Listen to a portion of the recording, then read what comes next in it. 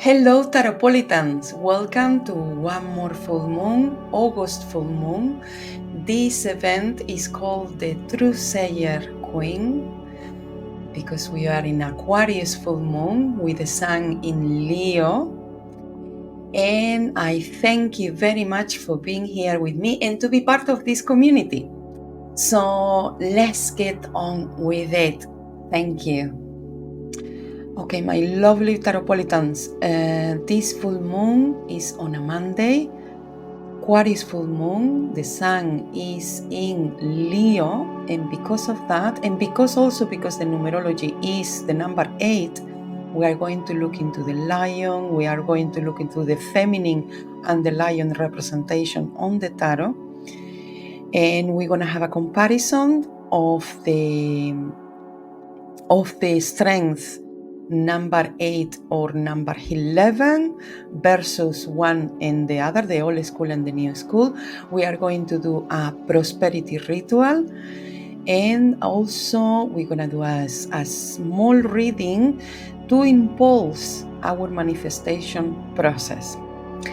As well, we are going to look into what is happening next month, full moon in September. So I have a lot to tell you about. Today is very important that we look at the strength, and we are going to look at different manifestations of the strength, the mythic tarot, the old path tarot, the Swiss tarot, and we're going to look also a little bit on the, of course, Aleister Crowley. We are going to do a comparison between the old school strength in the number 11 with the Rider-Waite-Smith, what let's call it the modern school, in the number 8. Definitely work with both the strength with the number 11 or the number 8.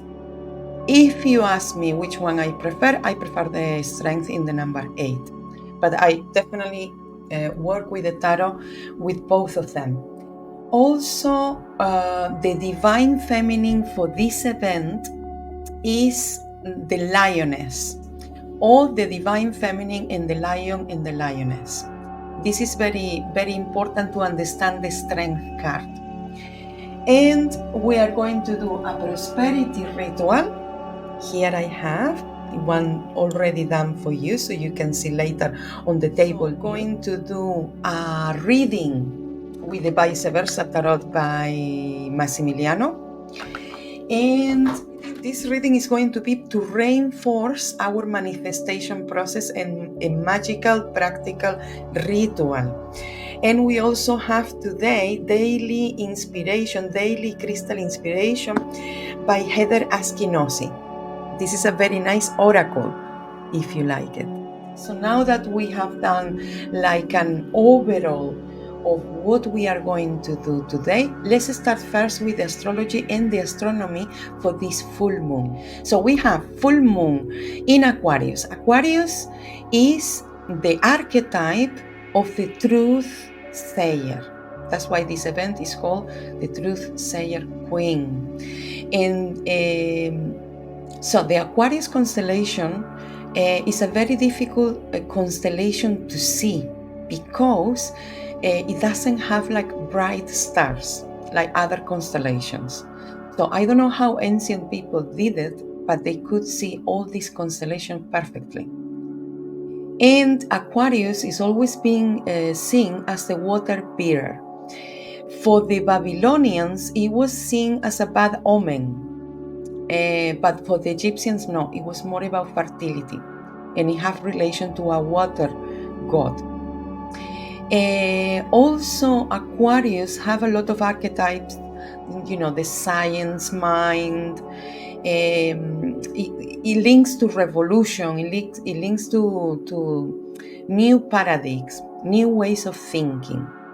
And Leo is the lion. Leo is about confidence, authority, expression. So we have this beautiful combination for this full moon. I also have to tell you that till the 23rd of August, we have Mercury retrograde. So pay attention to any communication, how we talk to ourselves. It's better to take some time to meditate and reflect, to do journaling before actually doing any actions of talking or commenting or signing contracts, or even if you have a business, about your marketing, how you express or how you communicate your ideas through this time, because it's retrograde, and anything that is contractual about market, about even our health and well-being, but especially also about communication and information, which kind of information we take in, which kind of information we sharing. It will be good to meditate and to reflect on these kind of things. Also, we are on a full moon on a Monday. I want to update you on few astronomical lunar things that they are happening soon. Apart that, the next full moon is a partial, or it's a partial lunar eclipse. So a lot of lunar things happening. So we have last full moon was the astronomical blue moon. In a 12-month solar calendar, we have 12 months and 12 full moons. But in the lunar calendar, we have 13 full moons or new moons. So in astronomy, this blue moon happens last full moon. But for astrologers, this full moon happens this full moon. And then another thing that I want to cover about lunar events is this month, this is called lunar occultation of Saturn. So in the wavelength around the sun from Saturn, there is going to be an alignment. It's almost like if we will say like an eclipse between the moon and Saturn. So Saturn is far away and the moon is shading Saturn. So astronomers cannot see Saturn for a short period of time that the moon is sitting right in front of. So this is in astronomy, but in astrology, Saturn is retrograde. We could say that what astronomers see, astrologers interpreted for our daily life and our psyche. So this is important also to understand for this full moon. And another important thing that I want to cover, that is very, very important, is 2025 lunar standstill.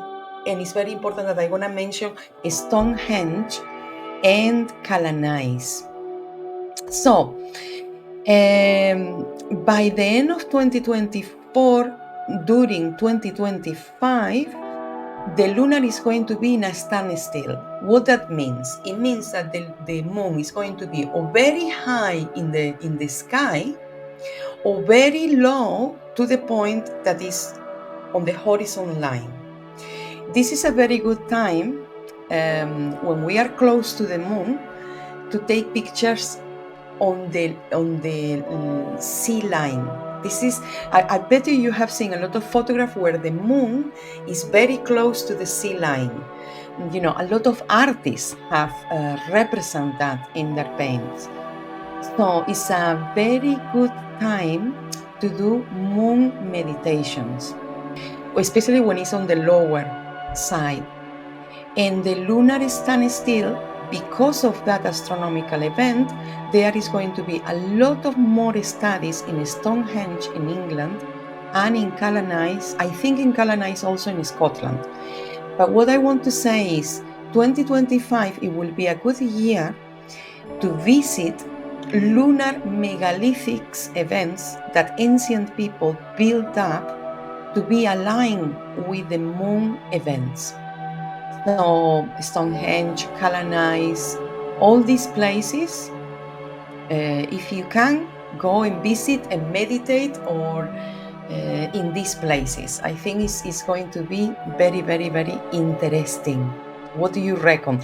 Let me know in the comments below. I'm going to read your comments. I want to hear what you reckon about all this astronomical and astrological information for this full moon.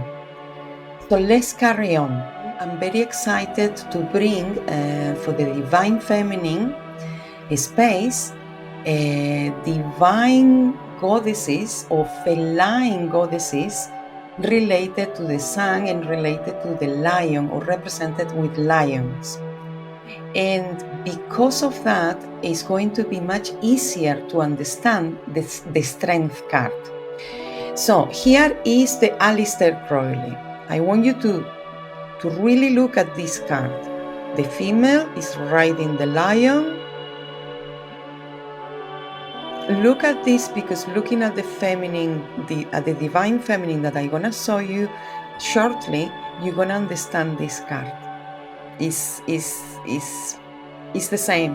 It's the same card. It represents that. As you can see on the left, we have Bastet. Bastet is an Egyptian goddess of the latest period. It was always represented as a female figure with a cat head. Previously, it was represented and called Sekhmet, and she was also represented as a female figure with a lioness head. Both of them are linked to the sun. Cats and lions, whether in astrology, mythology, in mysticism, are even in alchemy, represents the sun.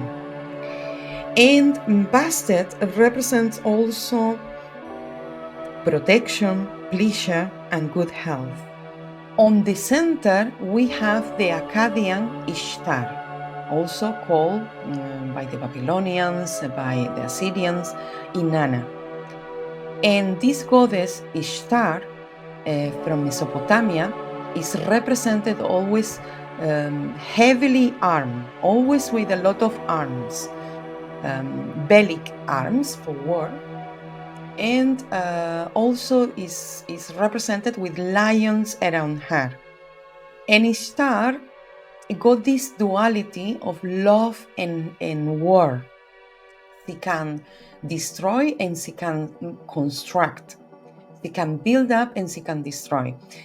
Is also linked to sexuality, to lust, to it's a powerful deity. It was a powerful deity in Mesopotamia. Okay, and also Aleister Crowley called the strength card lust. So it's Aleister Crowley, even that he put it in the number 11, is definitely linked to Ishtar, to this sexuality, to this open feminine sexuality, or the power of the feminine sexuality. That can be translated as well. And last, on the right hand side, but not least, is the Hindu Durga from India. The Hindu Durga also is always wearing, she got different arms, and her arms got both lotus flowers or honey or sweet things, as she got bellic armament and things to destroy. Durga is very famous, very popular in Hinduism because she destroys demons. Interesting that we have three very different civilizations, one in Africa, one in the Middle East, and one in the Far East, the same meanings, this duality of love and war. So for the Romans and the Greeks, this war, sex, love kind of divinity is divided in two. It's divided by, so one is about war, Athena is about war, and Venus is about love and sensuality. And it happened the same with the Greeks, with Aphrodite and Artemisa. It happened the same with the Greeks. They have two different, or they divide this divinity into. So what do you reckon about the strength card and the lioness, feline, feminine divinity? Do you think there is a correlation there? Do you think it does represents that myth, that mythology there? I do believe it does. And most of the tarot cards are represented as a feminine figure.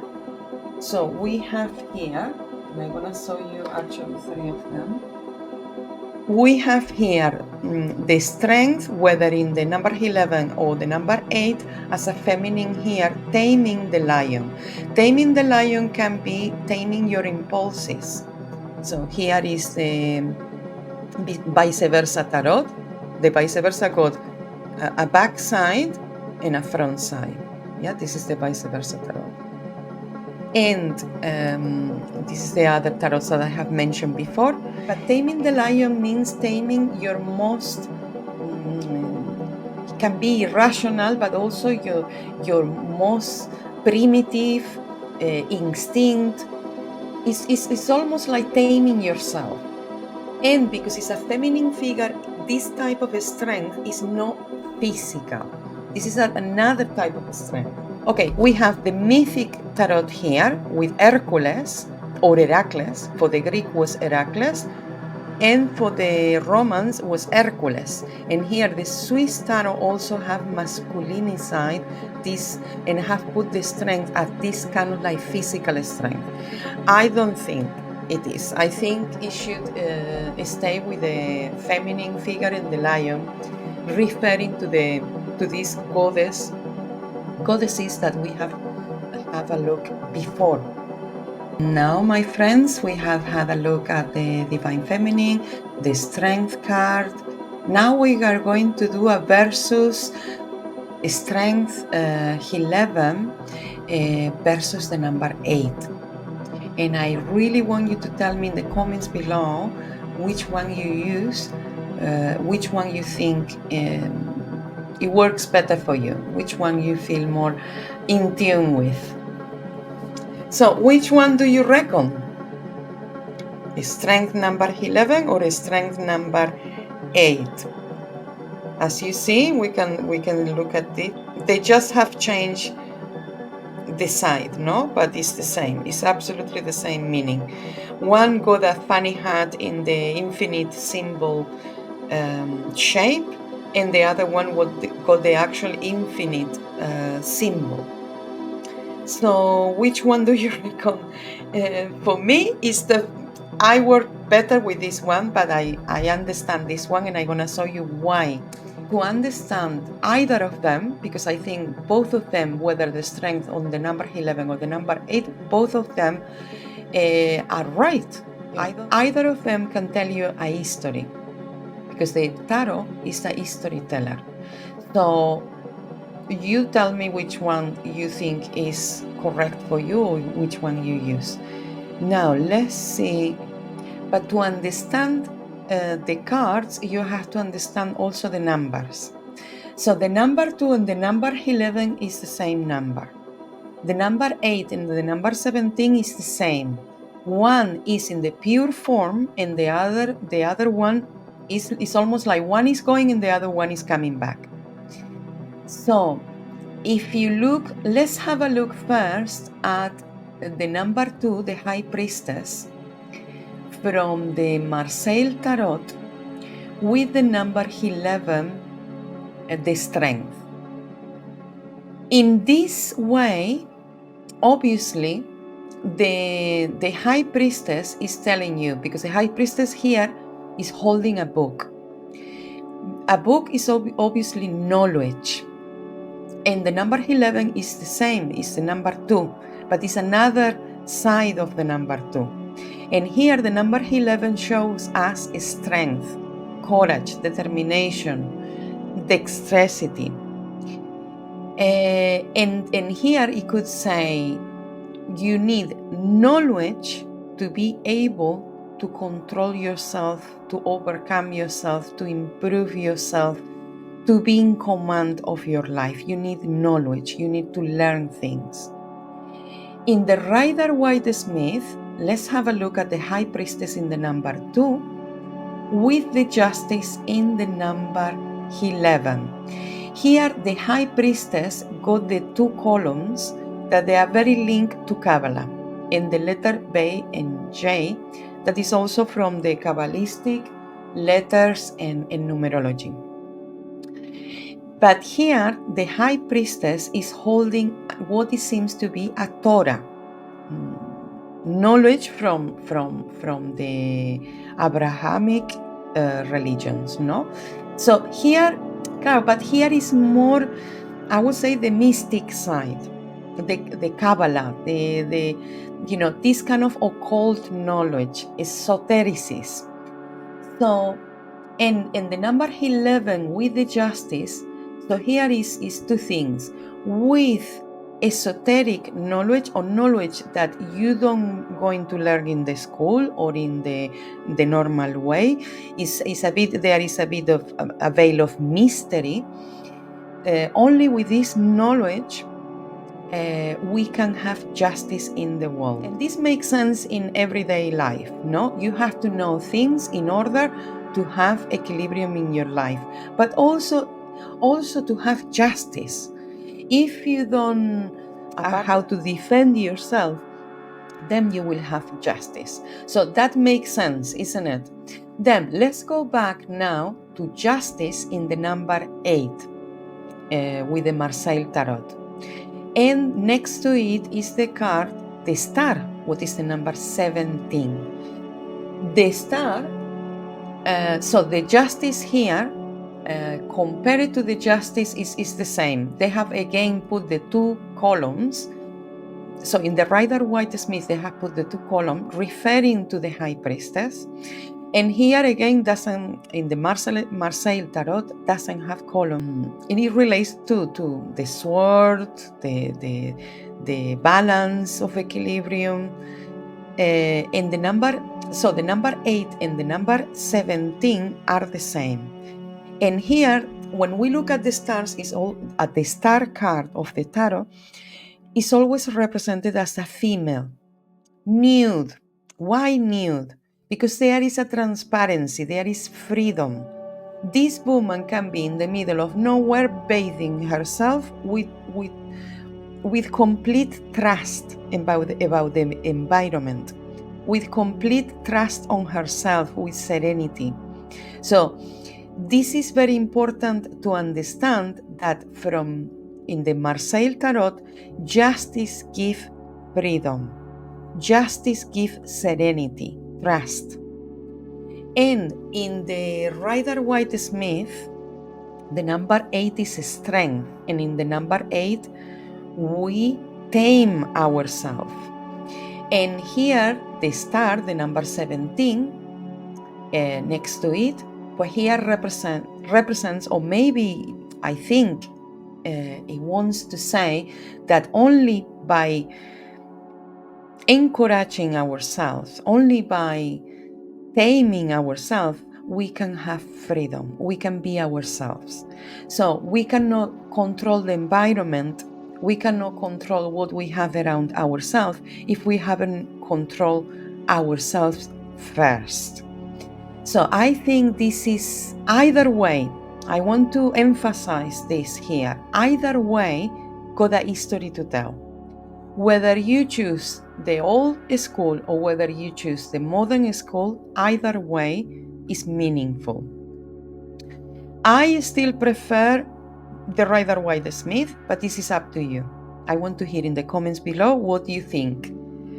So what do you reckon? It makes sense like that? The difference, the old school versus the new school? I think it's very interesting how they tell a history, how they, from knowledge to control, from knowledge to justice, from justice to freedom, from taming ourselves to serenity or the control of the environment. I think definitely either way is fantastic. Either way, we can read, we can have insight with both of them. I think both of them are absolutely insightful and meaningful. So let's carry on now. Another way to understand the strength card, whether in the number 11 or the number 8, is to do a correlation. The Chariot, the Strength, and the Hermit, or the Chariot, Justice, and the Hermit. Which correlation, which sequence will be more meaningful for you? I think from the Chariot to the Strength make more sense, because the number 7 is what we think, and the number 8 is what we accomplish. And the Justice is finding this equilibrium. Also, I think, the Chariot is we have taken a decision and we're going for it. And then we encounter the Strength, because we have taken decisions. We have go there. We have been there. We have taken the decision and go further. Another thing is, from the Chariot, we're going into the Justice. Only taking a step forward, we can find justice. Only going ahead, we can find justice. Either way make sense, and then ending in the Hermit, would it make sense? Another point, I think, is between the Justice and the Strength, is that I think the Strength really symbolizes sexuality, lust, attraction, magnetism. And I think as human beings, we discover before our sexuality than what is right in the world or in our lives. We have more curiosity for our instinct and to experiment than to find this righteous way of life. I think the Strength in the number 8 should go before. But, either way, like I said before, it tells a history that it can reflect on our personal life. We are going to get now ready for the prosperity ritual. Why this ritual on this full moon? This full moon in numerology is the number 8, and is the 8th month, and the year is 2024, what is also a number 8. This is the second 8 portal that is being opened, portal of energy is being opened on this month of August. And I thought that this full moon will be perfect to do a ritual, because we are almost, we are in the middle of the summer, but to teach you to do this ritual, especially at the end of the summer, beginning of the autumn, or at the end of the winter, beginning of the spring. Why? Because this is the harvest time, from the spring to the autumn, and the time of sowing, preparing the seeds for the next harvest in the spring. It's perfect for an equinox ritual, and I advise you to repeat this ritual at least twice a year in the equinoxes, because this is when we prepare, or whether for the winter or whether for the summer, to have the fruits that we want to collect in the summer, or to have an abundant winter, especially in the northern hemisphere. So let's get on. Let me put you here. So for this ritual, we are going to use a piece of paper, copper, silver, and brass-made coins. We can also use a paper note. I don't use checks, bank checks, or anything like that, because they are not in use anymore. It's better to use things that they are still in use. We're also going to use grains and seeds, crystals. Also, we're going to put cinnamon and vanilla, because this is good, especially if we have a business, we want to attract clients, or we want to get a promotion if we are working for an organization or a company. Vanilla, the pure vanilla, and cinnamon are very good for this prosperity ritual. So let me show you. So look, I have one ready here for you. So you see the spikes, the wheat ears, the cinnamon, the vanilla stick, the crystals, the grains, and ideally in a vase like this, like terracotta. This ritual is interesting because I have seen the same ritual in the Middle East as I have seen it in South America. I have seen it in many places in the world. It's the same. I think it's the same collective memory and collective psychology about prosperity, abundance, and wealth. All the organic ingredients, as you see, the ears of wheat, or what is the other one that you make beer with? Any sort of spike. Any sort of spike will be beautiful for this ritual, if you can collect some. Then we have rice, is about fertility, abundance. Any rice will do. Then we have red kidney beans, or any sort of beans, because beans got in itself, they contain a lot of iron. And we want to attract metals, we want to attract prosperity and well-being. They are connected. Then we have corn, what is a sacred grain for the Aztecs, and it was also linked to the sun, to prosperity. And we have and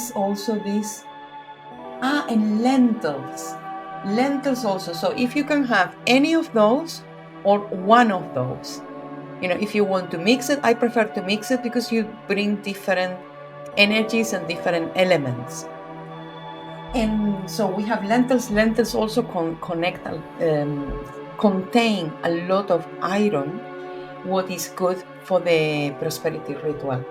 And we have this big corn, this white corn. This is also going to protect. This is normally in Santeria is used to protect your house, to protect your environment of lower energies, but also to protect our ritual. Then we're gonna have a piece of paper that is going to fit in your recipient. So we put, and in this piece of paper we're gonna put a symbol. I put the infinite symbol because we're working with the number 8, because we want prosperity. We want enough for ourselves and to share and to give to others. And on the other side, we're gonna put around in colors, red, black, and white is always good, metallics, gold, silver, bronze, and writing in black, we're gonna write our full name and then in our bank details, account number, all the bank details are going to be here. If you want to put an amount, if you want to put something specific that you want to have, I want to have a pay rise, I want to have this. But while you're doing the ritual, it's important that you visualize the wealth, the prosperity, the abundance while you're doing it. It's good that you connect with that.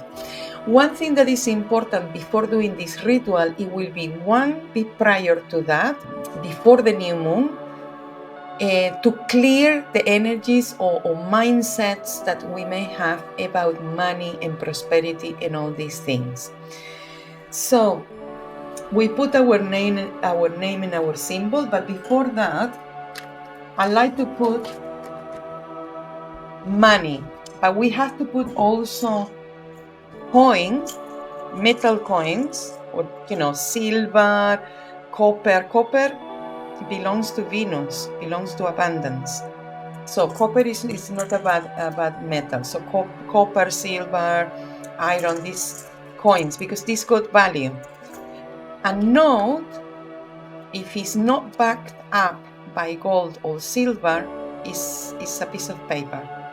you give it the meaning and the energy you want to give this piece of paper. I have here 10 francs, Swiss francs. If you put money, is the meaning. So that's why it's important that we put here silver and gold, or jewelry, a piece of jewelry. Yeah, and we also gonna select few crystals. I have here like a piece of jewelry that I'm gonna put is gold and emerald. Emerald is also linked to Venus, is linked to prosperity. So all that is there, and we're gonna choose some crystals as well for this prosperity ritual. So let's start. Let's begin. First, we're gonna put the note, and we're gonna visualize ourselves having a cash cushion. Yeah, I am free from money worries, and we put it here. Who is free from money worries? Who is abundant? Who is prosperous? Who is wealthy? Well, you put your name and your symbol, your piece of paper here, signifying, let me put it here so you can name, number, bank accounts, amount, or thing that you want to have. And after that, we're gonna choose the ears, because we can do it quite decorative. I'm gonna put as many as I can. We are going to do like this. And we're gonna put heavy things on top so it start getting the shape, like the coins. Gonna put as many coins there. So here in this ritual we have a lot of money. We're gonna see ourselves with a lot of cash. If you can put different coins from different places as well. Then we're gonna fill, let's put as many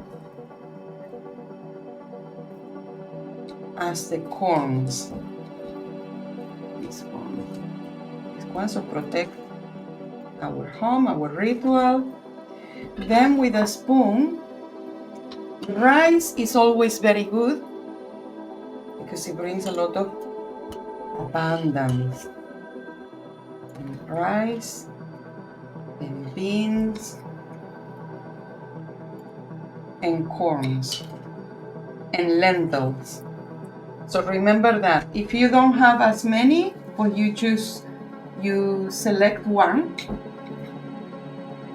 item and you do it with what you have. The important thing is that it's done, and it's done, in an almost meditative way, visualizing this happening and believing it, because I believe that we have to do things that they are rational to achieve our goals in any area, whether it's prosperity or other areas. So we have to be practical and rational and logical about it. But I think also we have to be creative, and we have to bring a bit of magic. Why not? I think we have two hemispheres in the brain. Doing this type of rituals is what is gonna really, if you do both sides, the practical side and the magical side together, it's not another way not to be successful. Yeah, and we have here the vanilla, cinnamon stick. Let me see. Is gonna bring aroma, sweetness, because they are linked to things that they are sweet as well. So to bring a little bit of sweetness. Yeah, we fill it all. We put a piece of jewelry, tiny one, nobody have to see.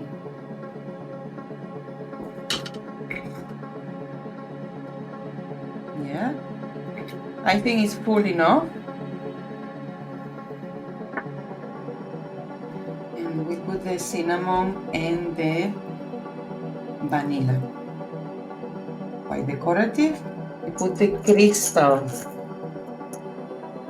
on top to give it security and stability. Yeah. And we visualize everything that we want. Let And we visualize everything that we want happening.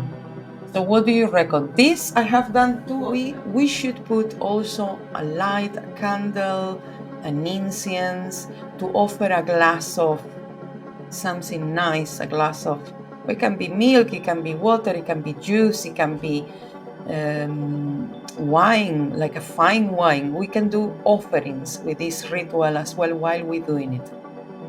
And also it's very important that after 6 months, for the next equinox, we get rid of these seeds, or we employ these seeds and we actually sprout them and eat them, or we have, we prepare them for harvest, or we give it to the birds in a common, in a park, or we compost them.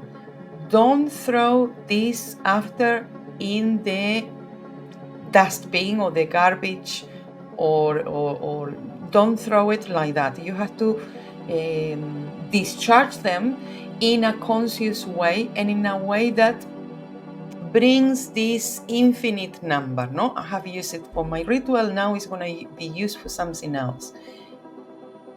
The infinite number, remember that. Okay, let me know in the comments below if you would like any type of ritual or anything. Always your comments is what is going to guide me into tailoring these events for you, because you are the main person here. We are going to do a short reading to complement the ritual, because I believe that manifestation is not just about you doing a ritual once a year or twice a year and that's it. You have to have also organization, and to have like a sequence of events that you want to participate and you want to take action with, to actually manifest. Because manifest is not about, oh, give me, it's about I have, because I do, because I think in line with prosperity, because I believe it's going to happen one day or the other, but it's going to happen. So now that we have done the ritual, we are going to do a short reading to reinforce the ritual. This reading, the question is, what are the next 3 steps I have to focus in order to bring this manifestation or this ritual to manifest, to happen? What I need to know. So first of all, we're going to use, for the 3 cards, for the next step, we're going to do it in a sequential order or a chronological order. And we're going to use the vice-versa tarot, what is a back and front. So this is the strength back and front cards. And let me see, this is the 2 of Pentacles front and the 2 of Pentacles back on the same card. We're going to use this for the next 3 steps. Then we're going to use my system of adding the numbers to have a crown card. So it's the main energy. So we're going to do 1, 2, 3 steps. So which are the 3 steps forward I have to focus to have my prosperity ritual manifesting, happening? What I have to focus.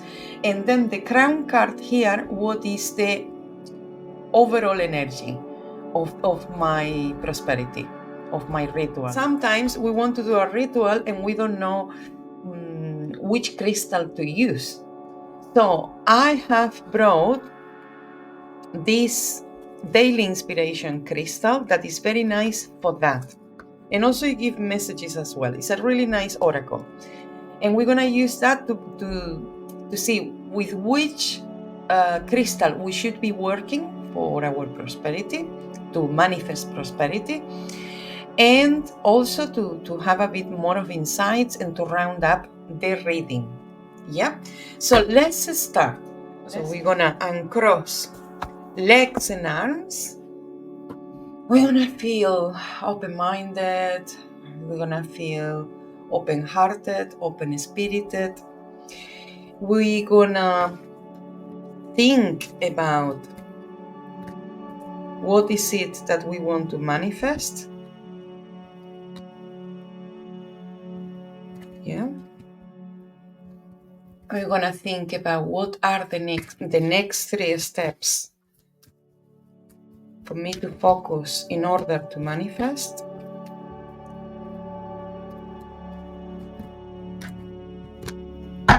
I think this is ready. We cut.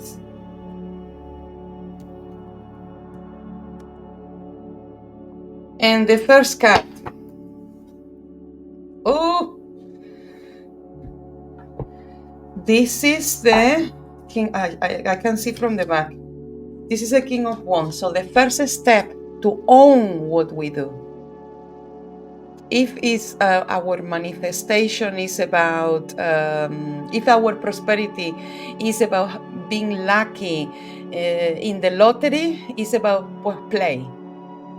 If our prosperity is about our work, do it, own it. The King of Wands is here to say, own what you do. It's yours. And do the best that you can. And do it now. Take actions now. It's yours. So this is a good card to have in the first step. For the second action or step forward that we have to focus on in order to manifest is the Four of Wands.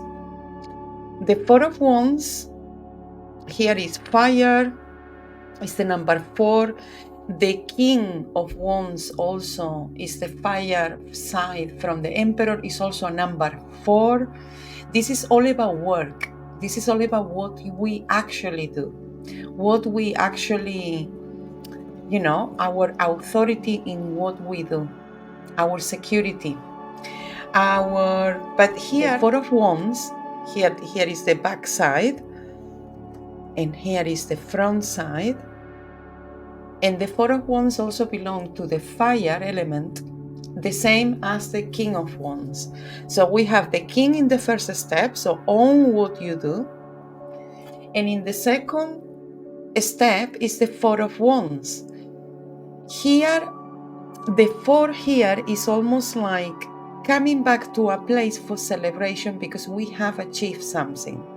So the first step is to own what you do, and the second step is see yourself celebrating the achievement.